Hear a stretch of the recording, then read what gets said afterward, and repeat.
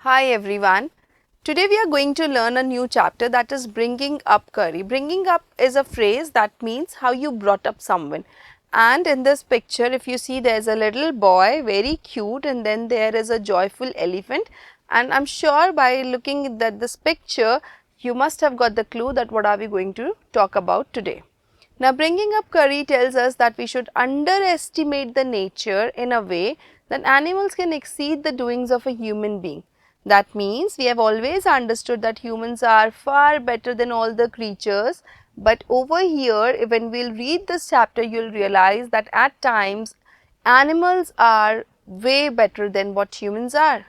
In simple words, the story depicts the moral that animals too have the ability of sometimes being more caring and loving than the humans. Kari the elephant was 5 months old when he was given to me to take care of.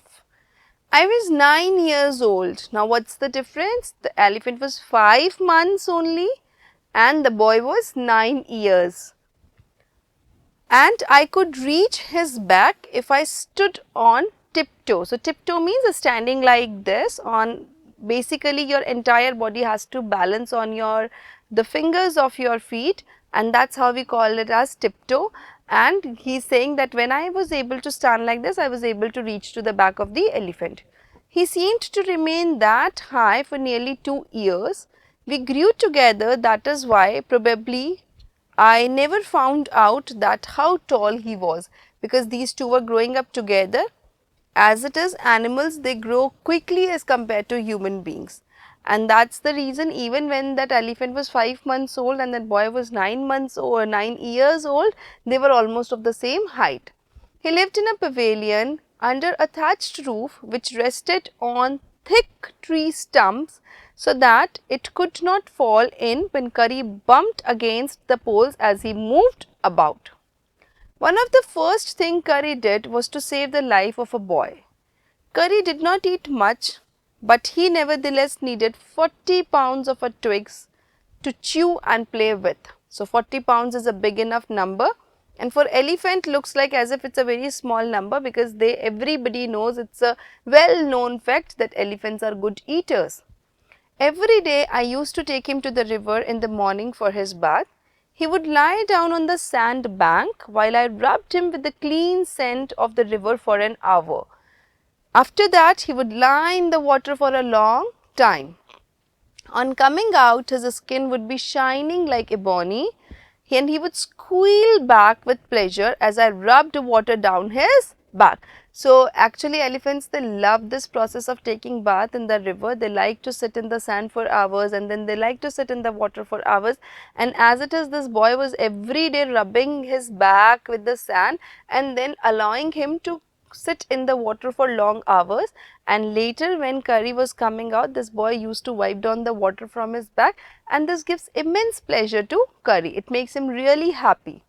Then I would take him by the ear. Take him by the ear means you have to hold the ear of that elephant, because that's the easiest way to lead an elephant, and leave him on the edge of the jungle, while I went into the forest to get some lucius twigs for his dinner. Lucius means something which is green and it's very fresh, because elephants, they are really fond of twigs. One has to have a very sharp hatch to cut down these twigs. Hatch is a kind of a tool that is used to cut the twigs of the tree. So the boy is saying that one really has to have a very sharp hatch to cut down these twigs. It takes half an hour to sharpen the hatch, because if a twig is mutilated, an elephant will not touch it. It was not an easy job to get twigs and saplings for Kari. I had to climb all kinds of trees to get almost delicate and tender twigs. This is what I have already told you, that an elephant is really fond of fresh, tender, lucius twigs, and that is why it takes that boy enough time to select and cut all the twigs and get them for the Kari, because he will not eat a mutilated twig. As he was very fond of the young branches of the banyan tree, which grows like a cathedral of leaves and branches, I was gathering some one spring day in March, when I suddenly heard Kari calling to me in the distance. So he was busy collecting all the eatable things for the Kari, and then some from a distance he heard that Kari is calling me. As he was still very young, The call was more like that of a baby than an elephant. I thought somebody was hurting him, so I came down from my tree and ran very fast to the edge of the forest where I had left him, but he was not there. I looked all over, but I couldn't find him because he was able to hear the sound and he thought that Kari is in trouble. So all the way the boy came down from the tree and ran to help Kari, but Kari was nowhere to be found. I went near the edge of the water and I saw a black something struggling over its surface. Then it rose higher and it was the trunk of my elephant. So that black something was basically what? It was the trunk of the elephant. I thought he was drowning. I was helpless because I could not jump into the water and save 400 pounds of him since he was much higher then. But I saw his back rise above the water, and the moment he caught my eye, he began to trumpet and struggle up to shore. So what happens was like actually the elephant, the Kari was in water and the boy thought that okay, my elephant is drowning. And then a thought came in his mind that my elephant is so heavy that even if he is drowning, what will I do to save him? Because it is difficult to take out from the water a 400 pounds of elephant, especially for a boy that has got no help and no aids also. But then what happened? Suddenly he saw that elephant was able to bring his back out of the water. That means it was not the elephant who was in trouble, but actually there was something else that was going on. Then still trumpeting, he pushed me into the water, and as I fell into the stream, I saw a boy lying flat on the bottom of the river. He had not altogether touched bottom, but was somewhat afloat. So basically that boy he has actually drowned, but not has touched the bed of the river. He was somewhere afloat. And why Kari did this? The moment that boy came near the Kari, Kari actually pushed him into the water, and why he did was like because he wanted him to have the sight of that boy who was actually in the river. I came to the surface of the water to take my breath, and there Kari was standing, his feet planted in the sand bank and his trunk stretched out like a hand waiting for mine.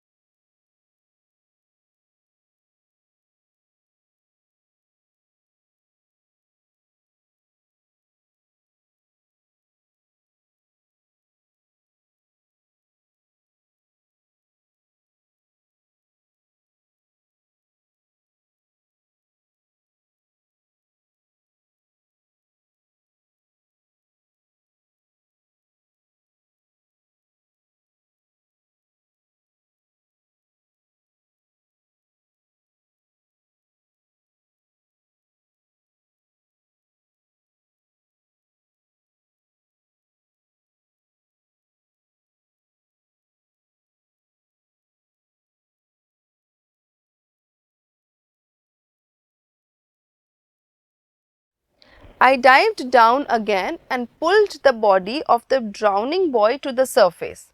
But not being a good swimmer, I could not swim ashore, and the slow current was already dragging me down. So it was getting difficult for the boy to bring that boy up. What was the reason? Because otherwise also he was not a good swimmer, and there were slow currents also which were actually pushing him down.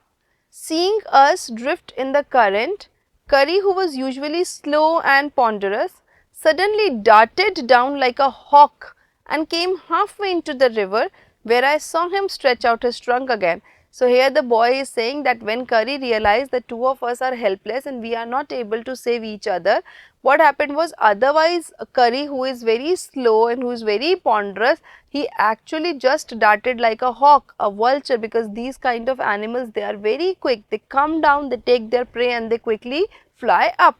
So same was the action that Kari took. I raised up my hand to catch it and it slipped. I found myself going under the water again, but this time I found that the water was not very deep, so I sank to the bottom of the river, doubled my feet under me and then suddenly kicked the river bed and so shot upwards like an arrow. So basically, though this boy was not a good swimmer, but he actually knew the small and the smartest trick of saving. So what he did was, the moment he realized that it is not very deep and I am going at the bottom, he just rolled up his legs and then he gave himself a shot. In spite of the fact that I was holding the drowning boy with my hand, and on all his struggle to come out from that river or the stream, he was holding the hand of that boy who has already drowned. As my body rose above the water, I felt a lasso around my neck. This frightened me and I thought that some water animal was going to swallow me. I heard Kari squealing and I knew it was his trunk about my neck. So what was happening, because Kari was thinking that how will I save? So the moment he saw that my boy has come up, he actually just rounded his trunk around his neck so that he can pull him up, and as it is that boy was holding the hand of the boy who had already drowned, so automatically two of them will come out. He pulled us both ashore. Kari was like a baby. He had to be trained to be good, and if you did not tell him when he was naughty, he was up to more mischief than ever.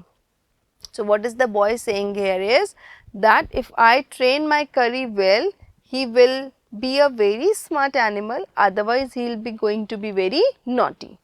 For instance, one day somebody gave him bananas to eat. Very soon he developed great love for ripe bananas. Otherwise he was eating only the twigs, the fresh and the tender twigs, but then somebody gave him bananas. He tasted bananas and that's how he developed the love for bananas. We used to keep large plates of fruits on a table near a window in the dining room, and one day all the bananas on the table disappeared and my family blamed the servants for eating all the fruits in the house. So Kari became naughty because he actually wanted to have bananas, and since he couldn't speak, but what he did was, from his trunk he took out all the bananas and ate them. A few days later the fruits disappeared again, and this time the blame was put on me, and I knew I had not done it. It made me very angry with my parents and the servants, for I was sure that they had taken all the fruits. So now when things started disappearing in the family, everybody started blaming each other. That's a very common ritual that everybody does, and it happens in everybody's family. But nobody knows who the real culprit was. So first time when the fruits disappeared, everybody blamed the servants. The servants did not say anything. Next time when the fruits disappeared, everybody blamed Kari, and Kari was super angry because he was sure that I have not done anything. Maybe either my family or the servants have taken the fruits only and they have put the blame on me. The next time the fruit disappeared, I found a banana all smashed up in Kari's pavilion. This surprised me very much, for I have never seen fruit there, and as you know, he had always lived on twigs. So the moment the boy saw that smashed banana in Kari's pavilion, he started thinking that how come it is here, because Kari is someone who has always lived on twigs. So what is the smashed banana doing here? Next day, while I was sitting in the dining room wondering whether I should take some fruit from the table without my parents' permission, a long black thing, very much like a snake, suddenly came through the window and disappeared with all the bananas. I was very much frightened because I have never seen snakes eat banana, and I thought it must be a terrible snake that would sneak in and take the fruit, because this boy was very young. He cannot understand that what was happening. He only saw something black entering through the window and then disappearing with all the fruits. So the best possible option that came to his mind was that it might be a snake. I crept out of the room and with great fear in my heart ran out of the house, feeling sure that the snake would come back into the house, eat all the fruits and kill all of us. As I went out, I saw Kari's back disappearing in the direction of the pavilion, and I was so frightened that I wanted his company to cheer me up, because Kari was his friend and that incident actually frightened him up. So he wanted to share the entire incident with the Kari. So he also started moving in the same direction as he saw Kari going. I ran after him into the pavilion and I found him there eating bananas. I stood still in astonishment. The bananas were lying strewn all around him because he was eating those bananas, so they were in a strewn condition. He stretched out his tongue and reached for one far away from where he was standing, because they were all spread out, and one banana which was not very close to Kari, he actually spread his trunk to reach for the banana. That instant the trunk looked like a black snake, and that's how the boy realized that this black thing was basically not a snake, it was actually the Kari's trunk. And I realized that Kari was a thief.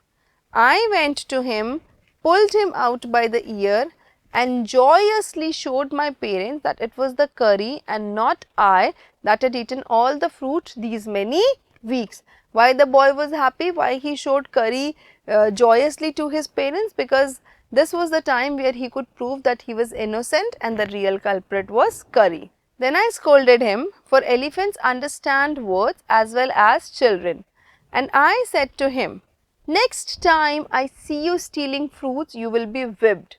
Whipped means when you beat someone with that wire kind of a rod, that is known as whipping. So he just told him this thing, that next time if I see you stealing something, I will whip you. He knew that we all were angry with him, even the servants. His pride was so injured that he never stole any other thing from the dining room. And from then on, if anybody gave him any fruit, he always squealed. Squealed means that the sound that elephants make as if to thank them. An elephant is willing to be punished for having done wrong. But if you punish him without any reason, he will remember it and pay you back in your own coin. So, if I am sure if you have heard that story of an elephant and the tailor, wherein the tailor was giving fruits every day to the elephant, and in return elephant was giving a flower to the tailor, but one day out of mischievousness, what happened? The tailor, he pricked a needle in the trunk of an elephant, and the elephant became very angry, and he drank dirty water from that river and threw all over it on the tailor and all over on his clothes. So, this is how this boy is saying that if you punish any elephant for something bad or any mischief that he has done, he is going to accept it. But if you punish any elephant for something that he or she has not done, he will take it for that time, but he will return it back to you. An elephant must be taught when to sit down, when to walk, when to go fast and when to go slow. You teach him these things as you teach a child. If you say dhat and pull him by the ear, so you say dhat and you are doing like this, he will gradually learn to sit down. Similarly, if you say Mali and pull his trunk forward, he will gradually learn that it is the signal to walk. Kari learned Mali after 3 lessons, but it took him 3 weeks to learn Dhat. So, he was very quick learner, while it was a time for him to learn that when he has to walk, but then when it came to learning the Dhat technique, it took him 3 weeks. He was no good at sitting down because he was a naughty elephant, so that is why he never loves to sit down, and for the same reason it took him 3 weeks to learn this lesson. And do you know why an elephant should be taught to sit down? Because he grows taller and taller, then who you take care of him, so that when he is 2 or 3 years old, you can only reach his back with a ladder. It is therefore better to teach him to sit down by saying that, so that you can climb upon his back, for who would want to carry a ladder around all the time. So, it was like very interesting that why you have to teach him why to sit down is because even when the elephant is just 2 to 3 years old, he will be too big for you, that if you want to just go and sit on his back, you will have to carry a ladder. So, it is better if an elephant sits down, and it is easy for us to climb on the back rather than carrying a ladder all the time. The most difficult thing to teach an elephant is the master call. He generally takes 5 years to learn it properly.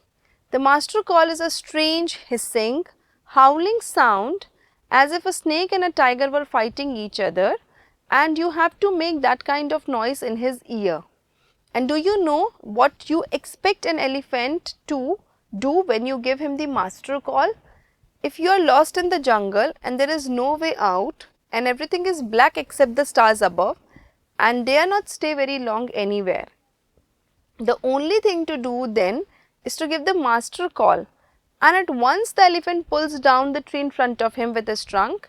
This frightens all the animals away. So, when is the master call given? That when you are in a troubled situation wherein you are stuck in an unpleasant situation and you don't know how to come out of it, especially in a jungle, and that's the time where you have to give the master call. And what is the elephant going to do? He will just smash all the trees, he'll scare all the animals that are right there and they'll run away. As the tree comes crashing down, monkeys wake from their sleep and run from branch to branch. You can see them in the moonlight and you can almost see the stags running in all the directions below. You can hear the growl of the tiger in the distance, even he is frightened, because a mad elephant or an angry elephant is someone who can scare anyone in the jungle, because no matter the lion is the king of the jungle, still everybody is so scared of elephant because he is the mightiest animal on the land. Then the elephant pulls down the next tree and the next and soon you will find that he has made a road right through the jungle straight to your house. Because if you are in jungle and he is at house, what he is going to do? He will put down all the trees one by one and then he will make a road for you, because there are chances that we might get lost when there are just trees and trees around, because it's difficult to locate the direction. But whenever the elephant hears the master call, he does all these things that we have discussed, and then straight from the place where you are stuck, you can right from there go to your house. And that is why the author has said that it takes an elephant 5 years to learn and understand the master call. But indeed, that's an interesting chapter, and sharing something very personal with you is that elephant is one of my favorite animal. Thank you.